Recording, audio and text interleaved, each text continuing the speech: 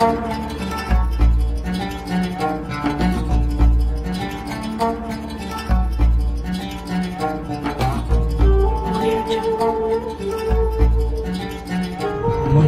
गुठ में घर में चोरी थी हुई है, गुठ जानू सोलंगी में आऊँ गुजारिश तो क्या मुझे थियल चोरी जी जो नोटिस वसी करे जवाबदार गिरफ़्तार करे मुझे चोरी पैंजी वापस कराई वने एड़ी मु दाखिल NC 13 तारीख़ ते इन महीने जे सेखाड़ थाने ते NC दाखिल कराई है।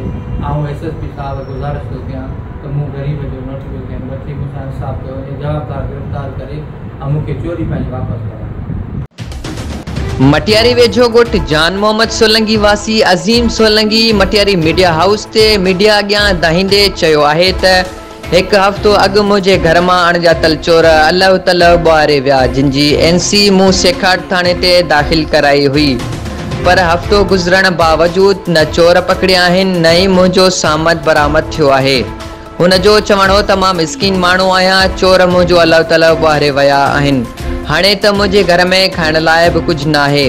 हुन SSP Matiari Asif Ahmad Bugio DSP Matiari SHO सेखाड़ खां मुतालबो कयो त खुदारा मुंहिंजे घर मां चोरी कंदड़ चोर पकड़े मुंहिंजो सामान वापसि करायो वञे। कैमरामैन असदुल्ला मेमन सां गॾु अली फैज़ान खासकेली, सोच TV मटियारी।